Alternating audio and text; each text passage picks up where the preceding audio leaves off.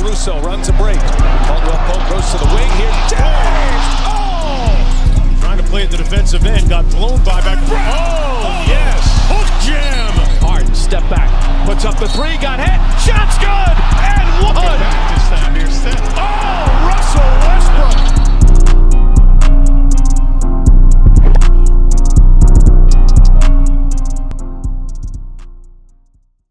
Like, while I'm talking about the NBA as a whole, let's talk about just the bubble and what the NBA really accomplished with this, bubble that they had to continue the regular season and to have the playoffs with no hiccups.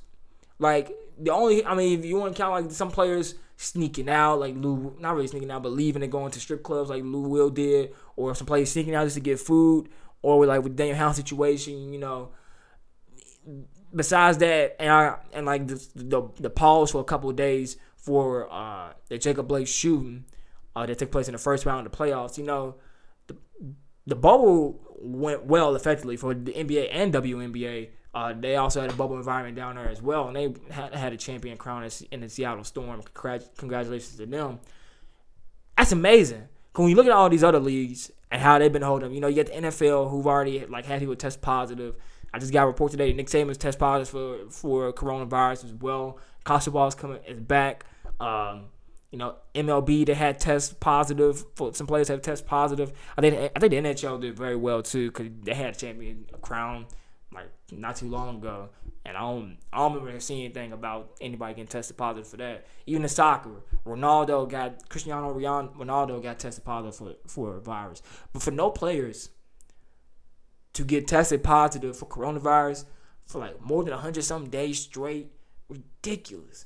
And then the manner in which they was able to pull this off, some people doubted this was going to happen. I was very intrigued to see how this was going to play out, and it played out very well for not only just the NBA, for us fans too. So we got to enjoy it. People were like, well, it's not going to be the same. And, it wasn't the same because people weren't there in the actual live atmosphere. But we saw with the McLeod Ultra virtual fans, they kind of made it a little bit fun, a little bit more exciting. As the rounds went on after the second round, they was able to bring in their family. They was able to get different food. I know it's a big complaint at the beginning of the bubble. They got better chefs and they got better food there. They got different types of accommodations.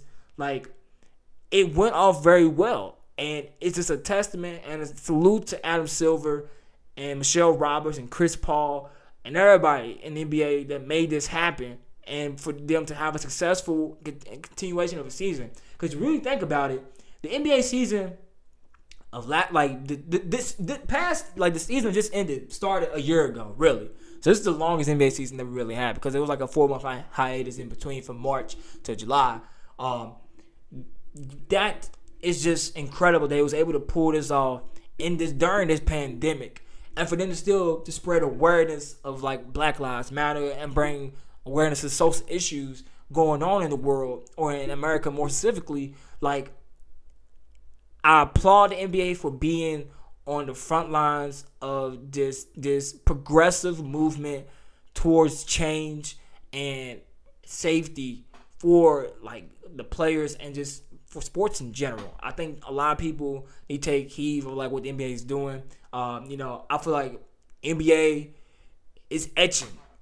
It's really getting to the point where it's becoming America's favorite sport. Football has dominated the scene as being America's favorite sport for a long time. I like football. I always liked it growing up. Didn't really get into it as much until these past couple of years. But NBA, which I feel like should be America's favorite sport, and you even have more marketable athletes on there. I feel like now, especially after the Colin Kaepernick situation, how the NFL handled that, we're starting to see the change into the NBA. And I think with this season, how they handled it with the bubble, we're starting to see the NBA become the dominant sport in America, the most popular one, because of the way they've been able to handle these things. And it might not be as popular to some conservatives and people. That's probably why they like the NFL more, because they're not really bringing as much social awareness to what's going on in terms of minorities and Black people as the NBA are. But for people who have a progressive mind and a thoughtful mind, and who really appreciate the players and appreciate the NBA for what they're doing and just the sport of basketball in general. I think it's kind of hard to not see that this sport is, especially the NBA, has done a marvelous job and has become the best sport in America right now. That's just me saying that. You know, I've been a big basketball fan growing up my whole life. You know, so there's a little bit of bias there. But how can you deny it with the way they just handled this season and in the way like I said, the marketability of all these players and just basketball as a whole? Like, how can you deny it? Like, how can you not?